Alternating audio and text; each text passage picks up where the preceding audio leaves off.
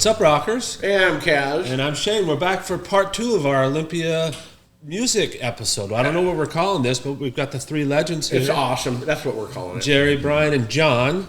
Yes. So we were just sort of talking about what we're talking in the second part. Like, talk about some memorable shows, like not only that maybe you played, but shows in Olympia that you saw. Yeah. Who wants to go first?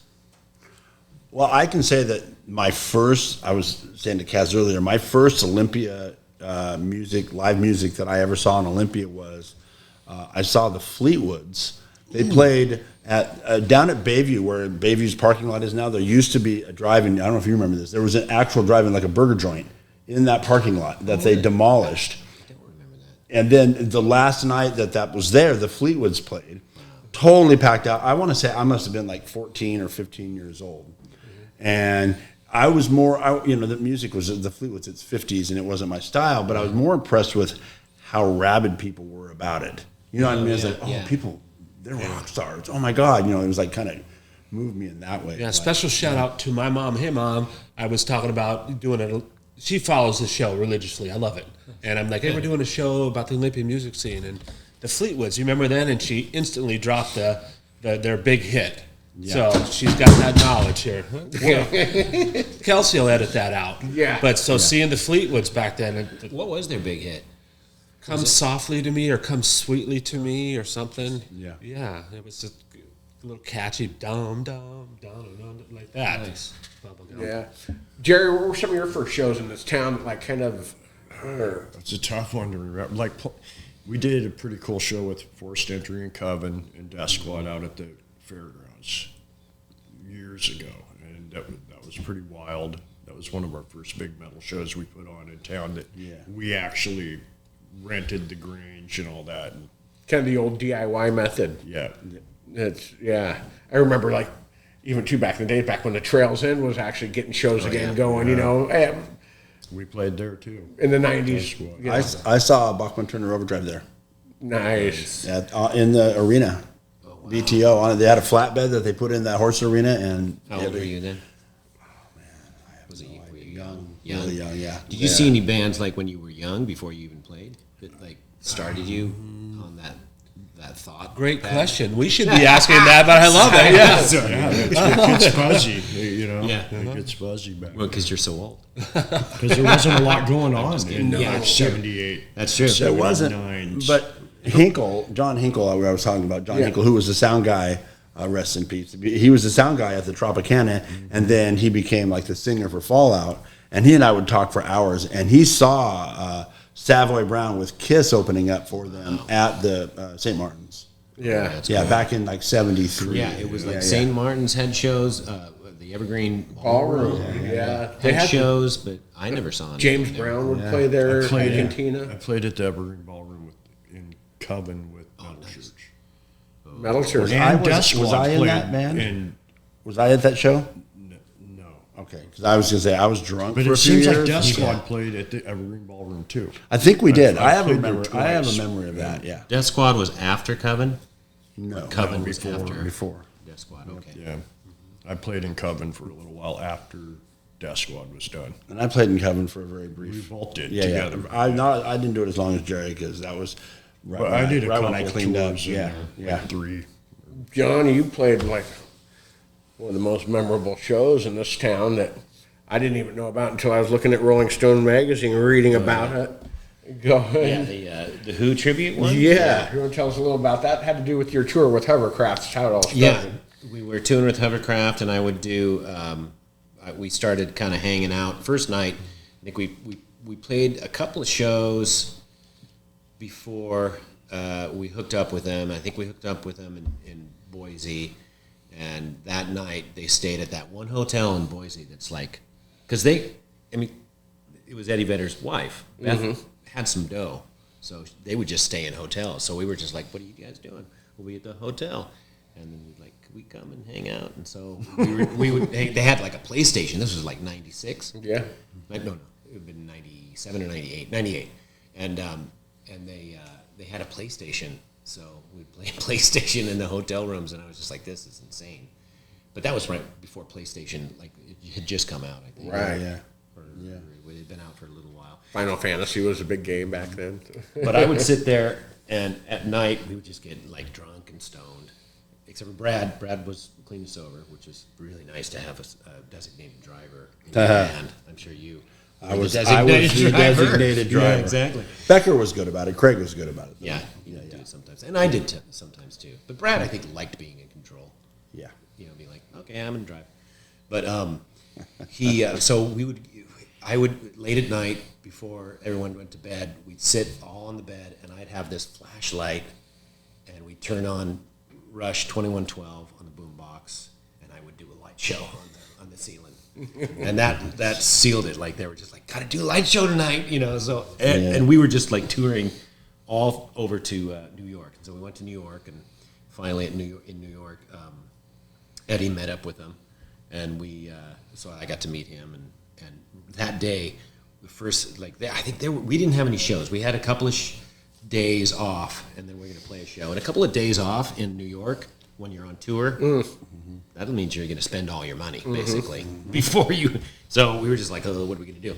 But they were playing the Knitting Factory, and it was crazy, because Eddie was there, and then that meant that, like, Tom, Susan Sarandon was there. Yeah. Like, I had my backpack, because I wouldn't leave it in the van, because I didn't want to get my stuff stolen, right? And I turned around, and I hit something. I was like, what? And there's Susan Sarandon. Tim with Robbins her big there, too? eyes. Just be like, I was like, oh my God, I'm so sorry. Yeah, that was And they Tim were at the Robbins, birthday not Tom party, Robbins. too. Oh, yeah, they were. That's right. Yeah. So we kind of hit it off. The first thing he said to me was, hey, you want to go see Pete Townsend play at the Royal Albert Hall next weekend? And I was like, I'm going to be, like, in New Orleans next weekend playing a show, you know, because we're coming around and so he was like, I'm just kind of kidding anyway. But at that point, I started thinking, man, maybe someday if I play my cards right and I don't piss this guy off, maybe I'll meet Pete Townsend someday, you know. So I just kind of was like, you know, luckily he thought that we were all right, and he invited us to come back to his place after we got home from tour, gave us his phone number, and I kind of thought, even then, I was just like, that's probably not a real phone number. So I called it, but he answered, and I was like, oh, okay. He's like, why don't you come up Seattle, and we'll come up to my place, we'll jam. So we jammed.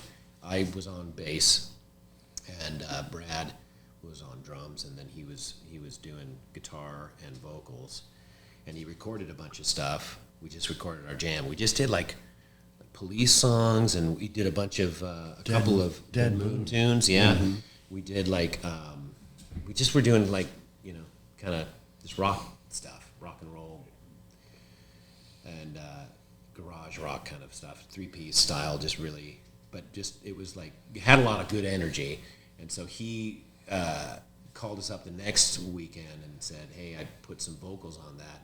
Why don't you come up again this weekend or next weekend or whatever? So we went up there, listened to it. It sounded pretty good. And he was just like, you know, I'm taking this summer off, and I'm going to play the Tibetan Freedom Concert. Do you guys want to be my backup band? And I was like, yep. Yeah. Of course. What an invitation to get. Yeah, right? I was just like, duh. And, you know, looking on YouTube, there's footage of it. Yeah. It's kind of blurry. I can't tell if it's like from someone's cam off the big screen. Diamond screen or whatever. The diamond screen. But it's fun to watch. It's hard to find. But it's just great how Vedder pulled that off. Picking you guys It's not out that of the hard to crowd. find. I looked at it today. Did you? Eddie Vedder, See Average is the first thing that comes up. Perfect. And you guys are just in the crowd, and he's like, Yeah, he planted us in the crowd and wanted it to kind of be like, you know, like there's that old thing where the Who is playing. I think it's in the late '70s, and they're like The Cow Palace. Yes. When Keith Moon took a bunch of elephant tranquilizers And or the- something. yeah, the and guy- just literally you can see the footage. He's literally, he's out cold. over. So they pulled the guy out of the crowd. Yeah. So he wanted For to real, the guy out of the for crowd. real, He played yeah. it. Yeah, and played. Yeah, that's So insane. They did that. So he planted us in the audience. It was great too, because I got up there and I was like, this is great. But Brad played it up. Like He did. when he picked him, he's running. He's just like, and he's just jumping, and he's just like, yes. And then he goes and he gives him a big hug, and he's just like, look at this. kids, you know. It was so hilarious. I just love he gets behind the kit and it's ding, ding, ding, ding, ding. And the funny thing is that we didn't know what song really we might have known what song, but we didn't practice it on purpose. So that, like, because it was just going to be like I think it was Better Man or something. Right. And I'd heard it enough to be like, okay, I think it's probably 2 chords or something like that. So we just went up it was believable that we didn't really know it. Right. You know. And then the next song was like a monomin. We did a monomin tune, and we just, nailed So when did that, was that before or after then when he came down to Olympia, you guys did like a Who tribute? So that was before, and he came down and he said, because we were going to do it was one of those, you guys know the Night of the Living tribute bands. Yeah. It was like the first one, and it was during the summer for some reason. It wasn't yet associated with Halloween, like dress up for Halloween kind of thing. They were just doing it. Forget who put it on. It was some gal. I remember it. Yeah. And so we did the Who, and we were going to have him come down, but then he got sick. So Steve Yonker filled in, and we did it at the Backstage Capital Theater, and it was pretty good. It worked out good. He, Steve Yonker's a great singer. He can pull it off. He does or did karaoke at the Clipper time. for years. Yeah. And a good friend of ours. So he did it, and then we were like we had, because he felt so bad, Eddie did, because we already he considered us playing with him at the Tibetan Freedom Concert as being a favor, and then he was going to return the favor by doing this thing, and he's like, I screwed you guys over. I really, I'll do it anytime you want. So then it was during Yo-Yo. And we were just like, ooh, maybe we should do it during Yo-Yo. And you guys didn't do it. You didn't do it at the theater, which was weird because I remember when it was happening. Yeah. I think because we figured out that that's when we should do it too late, and it was like we couldn't really get it. The whole thing had been planned already. We're like, well, let's just do it down at, We tried to do it in between shows. Yeah. But it was cool. Like, people were talking about it because we ended up playing, like, the next night at Yo-Yo. And after that was the one thing about Yo-Yo is there were so many like international bands, like the bands from Japan. I loved Copus those guys. Grinders. Yes, I think we played Seagull right after. Screaming Kisser Kisser. Those bands were amazing. They were hard to follow. Yeah. You don't want to have them open up for you. It's just like, we played with them. We played with them in Japan too. Oh, really? A couple of them. When Fitz toured Japan, we played with Because Nishi, who was over, he brought us over, Fitz over. Oh, cool. Toured in Japan. I know Cart toured in Japan too. Oh, that's cool. I think Unwound. I'm not 100% sure on that one, but yeah. Nice. I mean, Olympia had like those festivals. I remember Yo-Yo Go-Go. Lines around that Capitol Theater. Oh yeah, for sure. Yeah. And then sometimes I get my heart broken. Like I'll see a band. It's like, oh my God, there should be more people here. Yeah. Like, what is it? Is it? I don't know. That's a really good question because, who was it? Who Bright Eyes played here, right? Yeah. They played at the theater, and it was half full, I think, for Bright Eyes, right? Mm-hmm. But then, Soundgarden played, and that one when Fitz opened up, and that was oversold. Right. The promoter sold a bunch of tickets without telling the band. It sold out, right? Remember that? Oh, yeah. It sold out, and then she's like, "I'll just sell a couple hundred over here on myself and not tell anybody." And so that place was to the rafters. Yeah. Fire code violation to the rafters. Right. Yeah. I mean, it is crazy. So I don't know. Too. It's hard to say. You look at, like I say, the bands that have played in this town, like the Screaming Trees and Fugazi, and the list goes on and on and on. It's like, there's still probably the same amount of clubs. Like, let's go back to some of those clubs. Like, it was like legendary. We had the North Shore, the Surf Club, the Tropicana. Yeah. Really had some amazing legendary shows. Well, that first show with Dave Grohl, I mean, you can look at the footage. You can find if you look, there's a full thing on it. You can see yourself in the crowd. I mean, I was really drunk, and you can see me doing this. I mean, oh, there I am. Oh, God damn, I was bad. But that was their first show with Dave Grohl. Was in Olympia at the North Shore Surf Club. Yeah. Right. Yeah. You were there. Yeah, and that was and then the Melvins at the North Shore Surf Club. And there was a lot of great shows, in Olympia around that time. I remember when the backstage shows were some of the cool ones. You know what I mean? Because there was just a lot of bands that would tour and just come through, and you could see, you know, a lot of great bands that nowadays that just doesn't happen anymore like it did. Yeah. It's just you don't have these like smaller bands that are touring the way they used to, I guess, or maybe we don't hear about them as much, right? Right. We've wondered. You know, we did a podcast with Mark Diamond from the Dwarves. Yeah. And he's like, "Are there any young bands going to replace us so we can stop doing this?" Yeah, And exactly. it's like, is musicianship like? Doesn't really seem. It's a It different. doesn't appear to be.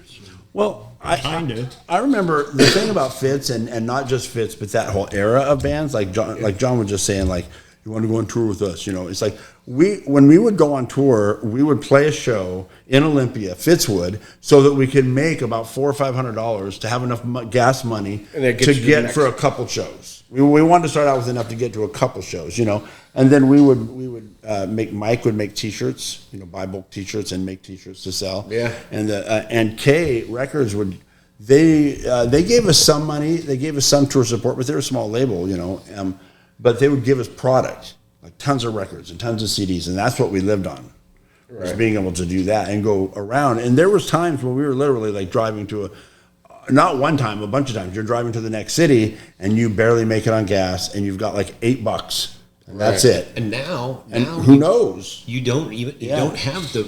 I mean, people buy records, vinyl sometimes still Yeah. now, right? Yeah, That's yeah. a kind of a Yeah. boutique thing now. CDs sometimes too, even yeah. But largely they're listening to their stuff Yeah. online, or streaming it or whatever. Yeah. And so the only thing that you have is T-shirts. Yeah. And I was just at Becca Bolo's birthday party the other day, and the bass player for Jawbreaker was there. Yeah. And I was just like, oh my God, you're the bass player for Jawbreaker.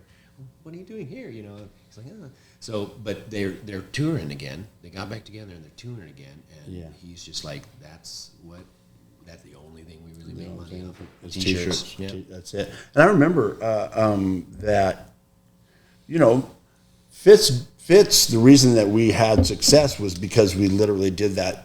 What we knew to be the tried and true method was just get in the van. You know, I mean, they wrote a book. Who wrote that book? Get in the van. You know, Henry but it's like- Rollins? yeah, I think it was. Yeah, and that's what you do. You just get in the van. You just keep going. You keep going, and you keep going, and then you know you play a shitty club and a shitty club and a shitty club, and then you somehow get on this. Like with us, we got offered. Like I remember we were on tour, and we had been on that big tour, and we were coming home, and our agent Ellen Stewart says, "I know you guys been out this whole time, but like after you're home for 3 days, you can go drive down to LA and play 2 shows with Rage Against the Machine." And we're like, "Okay." To do. Get in the fucking van. It's like, we'll do that. We'll just get in the van and drive straight to LA and play those shows. And so that's what you did. You just you take every show and you travel all Greg over. was telling me a story about you guys going to some meeting at the record company place, and the van died right at the valet guy. Yes. You guys got him, just left him with a dead van. With a dead van full to your knees in garbage. We had, it was another time that same Pull trip. up in the van, just Oh, yeah. and And died right there in the valley. And so we went into the meeting. And I remember Margaret Middleman, who was our A&R person for BMG, she was riding in the passenger seat in the van, and she had like a Diet Coke or something. And I was driving, and they were in the back, and it was like up to your knees in garbage. And something bumped or something, she dropped it. And her Diet Coke, and she was reaching. I said, I said, it's gone. And stories like, oh man, yeah, I can't believe she got into that van. Yeah. Yeah. I mean, that's cool. And I mean, it's like I say, you guys have been doing it forever. And you guys are kind of like my first, experiences of musicians in this town, and it's just been like such an honor to see that. And then to hear these stories, because a lot of people don't know about this, what's come, like we've talked earlier, what's come through this town in the past. And Yeah.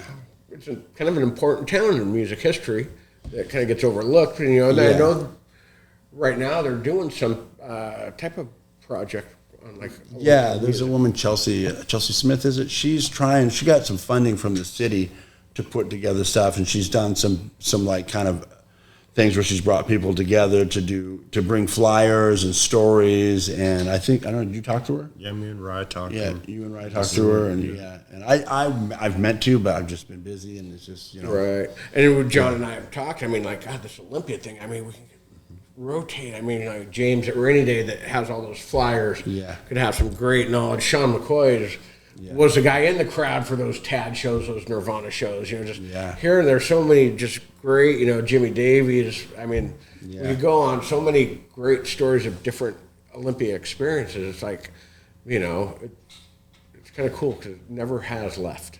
It's always been here. It's always been, and I think it's great that you guys are doing this, and also that Chelsea's doing that. And I really think that somebody should do like a real comprehensive kind of, I would say, a book, like almost like a coffee table book of like all of it, because there is so much, and it's not like, it's almost like the Seattle scene was happening almost at the same time. You know, it happened, and then right after that, the Olympia thing kind of happened, which it didn't geographically didn't matter. You know what I mean? Because it's the difference between like there was something going on later at another time in another city. Like there's a big Chicago when all the Chicago bands were happening. Kind of, it's just kind of the Olympia scene was separate. You used to come up to the radio show with me a lot. Remember when like Nirvana didn't even have their record out yet, and they're playing parties in the dorms and stuff, and like Helltrout, and that was a whole different like little scene that happened out of Evergreen. I was at that show with Helltrout. It was like me and my buddies were drinking beers in the parking lot, waiting for set change, thinking Nirvana's the next band. Yeah, they were the band that just finished, so we saw Helltrout. Like, never did see Nirvana. That I had that happen too. It was Treehouse was opening up, and I even missed Treehouse too. So I missed the whole show. And, you know, I'm thinking here's another vital part of Olympia history to me that kind of expanded my music horizons. Positively 4th Street Records. Yes, Went Biner. That guy was like, you know, you need a bootleg, you need this band, this is what you want. Yep. I'll have it in next week, and it's. You know, that guy had great stories running with Sonny Berger from the Hells Angels. Yep.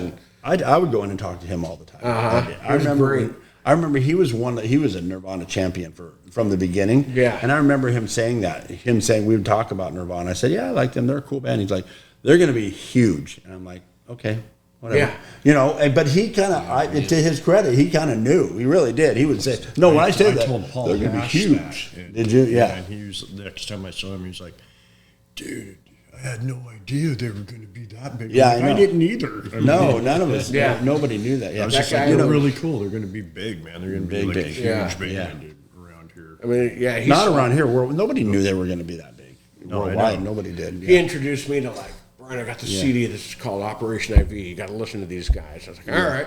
Yeah, you get bootleg CDs. Some were hit or miss. Some looked like a tape recorder held up in the crowd, but then some were soundboard. And he would get some good. You know, CDs were the thing back then. And but you walk in that shop, it's like, how does he know where anything's at? But he did. That block right there where Positively 4th Street was, there was the Smithfield, there was Barb's Soul Cuisine on the other corner across the street, and then there was also Moon Music. Was there. And I don't know if you know that whole story about Steve Wold. No. So Steve, Moon Music, he first came to town and opened up a guitar store, which is on that block. And so I would go in there and talk to him. He was just some old weird dude, you know, a nice guy. And then I got to know him really well. And then he started a studio, and he had it out there on Mud Bay Road for a while. And then he recorded Modest Mouse and a bunch of cool stuff. It's the average record. And then we recorded the second Fits of Depression record, Swing, when he had it down where, you know, where Earth's Magic was originally. He had the studio there. And so we recorded there with Jack and Dino, the second record, the Swing record. We did all the basic tracks there on 2-inch 16 track down there with Steve. And so I got to know him. And then after that, he became like the manager for Two Ton Boa, which I was in with Sherry Frazier. Yeah, he managed Two Ton Boa. And so I got to hang out with him a lot during that time too. And then he just decided he and his wife, they had dual citizenship. He moved to Denmark with his kids, and he used to live right by Lions Park. And then he moved to Denmark, and I never really talked to him much after that. And then I was like opening, like I would go up and look at all the European rock magazines up at Barnes & Noble. And I opened up, and there's this guy, C6 Steve. Have you ever heard of C6 Steve? Firefighter. What? Or wait, was he a firefighter? No. C6 Steve. C6 Steve is really, look him up. He's a huge deal in Europe. He's played with John Paul Jones. He's played with Lenny Kravitz, with Dave Grohl, and he's like a big deal in Europe. He played Glastonbury. He's really a big deal. And that's Steve Wold from here. Okay. And he's just a really interesting cat in Olympia. And he played in the band Pez with Paul Plagans. Yeah, And yeah. so, that's another Olympia scene that people don't know. Yeah. That's his connection. And he's like, Actually, I want to tell a story big about deal. him because Up and moved to he was a very short time a firefighter, I believe. Was he? My friend Pat Hearn, he worked on a C shift, and he would always play guitar at the fire station. And Pat said he like kind of retired, did music, moved out, and he's hard to get a hold of now. Pat found him on Facebook, but he think didn't he's the same respond. Like a manager, lived in town here. Well, this was back in the 90s when he lived here. Yeah. His story, he was a touring guitar player for the Beach Boys, too. Who was? Steve Wold. No, he was. And he also was, his band had a hit record. Oh, right. Well, we've talked a lot of stories, this is great. and like Jerry just said, we're barely scratching the surface. I hope this is a running series that keeps This is going. going to be. I think this is going to be recurring. Come back. Yeah. I like hearing these stories because you guys were like the metal guys. dude. Yeah. Before, like, there's a metal scene that just sort of is happening or was happening in the 2010s and all the way up to 2020s and stuff. But Dude, I don't even before think those people Nirvana- know that there was a metal scene in the mid 80s. Yeah, no. Before Nirvana was even together, I used to see Kurt down at the liquor store every day. Yeah. Because I'd be down there right around 5, 6. And then I'd run into him over at Safeway and get in the mixer and crap. And then a little while later, we'd all go to that Bread and Roses right across from the liquor store and eat a free dinner and then run around and party all night. And that used to happen all the time. We're going to continue these stories. We definitely have to do what I think is really cool. Maybe we got something started with like kind of getting the Olympia music thing talk rejuvenated and teaching people about this. Like I said, you guys taught us so much. No, this was, of all the episodes we've done, this is the least amount that I've talked because I'm just listening to this literally, all these stories that I've never heard before. It's awesome. And can't thank you enough. And then all the other shows, too.